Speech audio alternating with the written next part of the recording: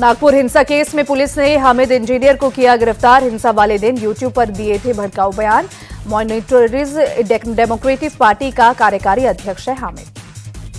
नागपुर हिंसा मामले में गिरफ्तार 21 आरोपियों को कोर्ट ने न्यायिक हिरासत में भेजा। 19 अन्य आरोपियों को 24 मार्च तक पुलिस रिमांड। नागपुर हिंसा मामले में अब तक 13 एफआईआर दर्ज हुई। 100 से ज्यादा आरोपी हुए हैं गिरफ्तार।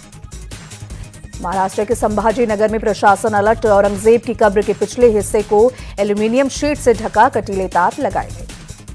सर्वोच्च न्यायालय के न्यायाधीशों का प्रतिनिधिमंडल इम्फाल पहुंचा। हिंसा से प्रभावित मणिपुर में राहत शिविरों का लेंगे जायजा। लखनऊ के मलिहाबाद में 32 साल की महिला से रेप की कोशिश और हत्या का आरोपी अजय द्विवेदी मारा गया। लखनऊ पुलिस ने एनकाउंटर में अजय को मारी गोली। पुलिस के साथ मुठभेड़ में घायल अजय द्विवेदी की अस्पताल में इलाज के दौरान हुई मौत। पुलिस ने अजय के पास से पीड़ित महिला का मोबाइल फोन भी बरामद किया। पुलिस के मुताबिक ऑटो ड्राइवर अजय द्विवेदी पर पहले से दर्ज थे 23 मुकदमे। अजय पर पुलिस ने शुक्रवार को 1 लाख के इनाम का भी किया था ऐलान।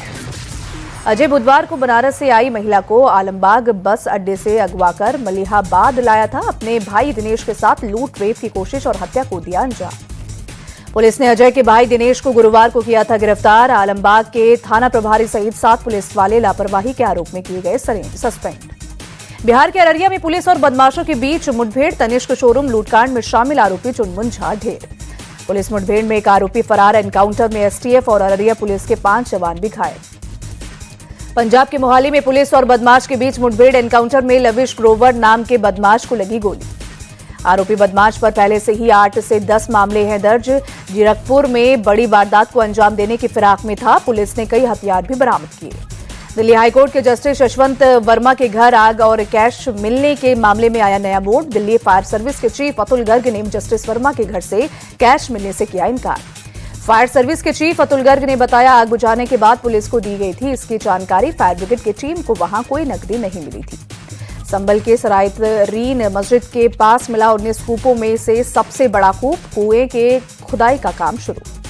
हरियाणा के पानीपत में जननायक जनता पार्टी के नेता रविंदर मिन्ना की हत्या। विकासनगर में पंचायत के दौरान शुक्रवार को ही रिश्तेदार ने मारी गोली। पंचायत के दौरान हुई गोलीबारी में 2 और लोग हुए घायल। फायरिंग के बाद हमलावर मौके से हुए फरार। गंभीर रूप से घायल रविंदर मिन्ना की इलाज के दौरान हुई मौत। हत्या की वजह फिलहाल साफ नहीं। पुलिस हमलावर की तलाश में जुटी। एमपी के इंदौर में एक पार्टी के दौरान देर रात भावना सिंह नाम की एक लड़की की आंख में मारी गई गोली। इलाज के दौरान भावना की हुई मौत। पुलिस के मुताबिक महालक्ष्मी नगर में आशु यादव नाम के शख्स के घर पर पार्टी में गई थी भावना। शराब के नशे में किसी बात पर हुए विवाद में गोली लगने से भावना हुई घायल। पार्टी में मौजूद लड़कों ने भावना को अस्पताल में करवाया भर्ती। निपानिया के पास कार छोड़कर हुए फरार। पुलिस ने कार की बरामद। आरजेडी ने नीतीश कुमार को बताया खलनायक। पटना में नीतीश कुमार के खिलाफ लगे पोस्टर। लिखा नायक नहीं खलनायक हूं मैं। प्रधानमंत्री मोदी ने बिहार दिवस की बधाई दी। ट्वीट कर लिखा बिहार के सभी भाई बहनों को बिहार दिवस की शुभकामनाएं। बिहार के विकास के लिए कोई कसर नहीं छोड़ेंगे। सीएम नीतीश कुमार ने भी बिहार दिवस की शुभकामनाएं दी। बोले हम वर्तमान में अपने निश्चय से बिहार का गौरवशाली भविष्य तैयार कर रहे हैं। हम सब मिलकर बिहार के गौरव को नई ऊंचाइयों पर पहुंचाएंगे। राज्यसभा में गृह मंत्री अमित शाह का बड़ा बयान। कहा आतंकवाद नक्सलवाद और उग्रवाद देश के लिए 3 नासुर। ये हमें विरासत में मिले। हम ना आतंकवाद सहेंगे ना आतंकवादी सहेंगे। आतंकवाद के खिलाफ मोदी सरकार की जीरो टॉलरेंस पॉलिसी। गृह मंत्री अमित शाह बोले पहले की सरकारों का आतंकवाद के प्रति लचीला रवैया था। गृह मंत्री अमित शाह ने कहा 370 हटने के बाद आतंकी घटनाओं में कमी आई। अब आतंकी जहां मरते हैं वहीं दफन होते हैं। कश्मीर के लाल चौक पर तिरंगा शान से लहराता है। नाम लिए बिना अमित शाह का राहुल गांधी पर तंज। कहा एक नेता को दूर से आतंकी दिखा। जब दिल में आतंकी हो तो सपने में आतंकी ही दिखेगा। चेन्नई में परिसीमन के मुद्दे को लेकर मीटिंग। सीएम स्टालिन के नेतृत्व में बैठक। तेलंगाना और केरल के सीएम भी मौजूद। कर्नाटक के deputy CM DK Shivakumar भी मौजूद रहे। बैठक में शामिल होने वाले राज्यों के मुख्यमंत्रियों को सीएम स्टालिन ने सम्मानित किया। मीटिंग में शामिल विभिन्न दलों के नेताओं का भी स्टालिन ने स्वागत किया। बेंगलुरु में चल रही आरएसएस प्रतिनिधि सभा की बैठक का आज दूसरा दिन। बिहार और बंगाल के चुनाव पर हो रहा है मंथन।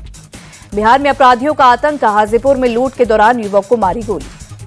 अमेरिका में समुद्री जहाज में नौकरी करता था मृतक युवक। वारदात के वक्त परिवार के साथ बाइक पर जा रहा था युवक।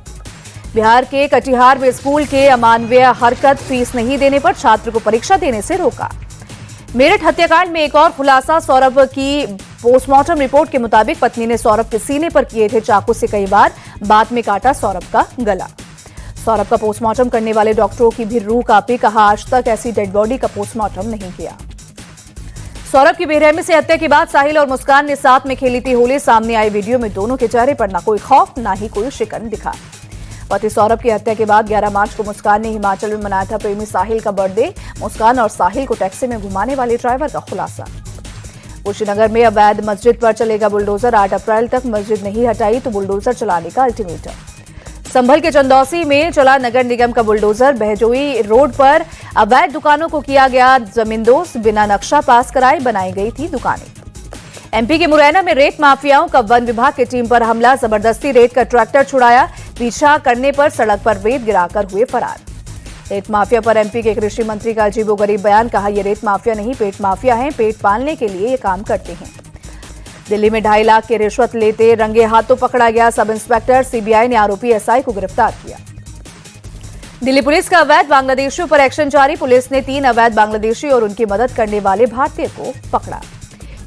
ड्रग्स के खिलाफ अगरतला पुलिस की बड़ी कार्रवाई। एक होटल से 5.5 करोड़ रुपए की याबा ड्रग्स जब्त की गई। 3 तस्करों को भी गिरफ्तार किया गया। पुणे के पेठ इलाके में गोदाम में लगी आग पर पाया गया काबू। शुक्रवार रात लगी थी आग, किसी के घायल होने की खबर नहीं। विश्व जल दिवस के मौके पर वाराणसी में run for clean Ganga marathon का आयोजन, बड़ी संख्या में शामिल हुए लोग। तमिलनाडु के थुत्तुकुड़ी में भारी बारिश के बाद जल भराव, सड़कों पर पानी भरने से लोगों की परेशानी बढ़ी, ट्रैफिक भी हुआ बाधित। जम्मू कश्मीर के डोडा में बर्फबारी, भद्रवा घाटी में ताजा बर्फबारी से इलाके में दिखा खूबसूरत नजारा। लद्दाख के जोजिला दर्रे पर जबरदस्त बर्फबारी, सड़क पर बर्फ की मोटी परत, सीमा सड़क संगठन बर्फ हटाने में जुटा। 1 अप्रैल से इनएक्टिव मोबाइल नंबरों पर काम नहीं करेगा यूपीआई। साइबर फ्रॉड रोकने के लिए एनपीसीआई का फैसला, पुल ट्रांजैक्शन फीचर भी होगा बंद। Maharashtra based plastic packaging products बनाने वाली कंपनी एसएसएफ 550 करोड़ का लाएगी आईपीओ। सेबी के पास ड्राफ्ट पेपर फाइल किए। अडानी एनर्जी को मिला गुजरात में 2800 करोड़ का पावर ट्रांसमिशन प्रोजेक्ट। कंपनी का शेयर 3% चढ़ा। वित्त वर्ष 2025 में कंपनी के ऑर्डर बुक 57,561 करोड़ रुपए पहुंची। 40 वाइड बॉडी एयरक्राफ्ट खरीदेगी एयर इंडिया। बोइंग एयरबस से बातचीत जारी। 2023 में 470 विमानों का ऑर्डर दिया गया था। टोल वसूली में गड़बड़ी पर एनएचएआई के सख्ती, 14 एजेंसियों पर लगाया प्रतिबंध। यूपी एसटीएफ ने किया धोखाधड़ी का खुलासा। भारतीय विदेशी मुद्रा भंडार $30.5 करोड़ बढ़कर 654 अरब 27 करोड़ डॉलर पर पहुंचा। आरबीआई ने जारी की 14 मार्च को खत्म हुए हफ्ते की रिपोर्ट। क्रिकेट का महाकुंभ आईपीएल के 18वें सीजन का आज से शुभारंभ। कोलकाता में होगी केकेआर और आरसीबी की टक्कर। शाम 7:30 बजे से शुरू होगा मैच। आईपीएल की 10 टीमों के बीच 65 दिनों तक चलने वाले टूर्नामेंट में 74 मैच खेले जाएंगे। 13 शहरों में होंगे आईपीएल के मुकाबले। 25 मई को कोलकाता में खेला जाएगा फाइनल मुकाबला। 34 बार दोनों टीमों की आईपीएल में भिड़ंत, 20 मैच केकेआर, 14 मैचों पर आरसीबी ने किया कब्जा। नए कप्तानों के साथ नजर आएगी आरसीबी और केकेआर। आरसीबी की कप्तानी का जिम्मा रजत पाटीदार तो केकेआर की कप्तानी संभालेंगे अजिंक्य रहाणे। आईपीएल सीजन 17 में फाफ डु प्लेसिस थे आरसीबी के कप्तान। केकेआर के कप्तान थे श्रेयस अय्यर। केकेआर ने जीता था खिताब। आईपीएल में गेंद पर लार लगाने से हटा प्रतिबंध। गेंदबाजों को बॉल को स्विंग कराने में मिलती है मदद। कोरोना की वजह से बीसीसीआई ने लगाई थी रोक। बीसीसीआई ने आईपीएल के 18वें सीजन में ओवर रेट को लेकर कप्तान पर प्रतिबंध लगाने के नियम को हटाया। अब जुर्माना या डिमेरिट अंक का किया प्रावधान। राजस्थान रॉयल्स के गेंदबाज तुषार देशपांडे ने दिया टीम इंडिया पर बयान। बोले मौजूदा वक्त में भारतीय टीम का प्रदर्शन शानदार। तुषार देशपांडे ने की रोहित शर्मा की तारीफ। कहा दुनिया के बेहतरीन कप्तानों में से एक। युवा खिलाड़ियों का बढ़ाते हैं कॉन्फिडेंस, आगे बढ़ने का देते हैं मौका। आईपीएल में न्यूजीलैंड के विस्फोटक खिलाड़ी केन विलियमसन की नई पारी। मैदान की जगह कमेंट्री बॉक्स में आएंगे नजर। आईपीएल ऑक्शन में अनसोल्ड रहे शार्दुल ठाकुर की चमकेगी किस्मत। लखनऊ सुपर जायंट्स के चोटिल खिलाड़ी मोहसिन खान की लेंगे जगह।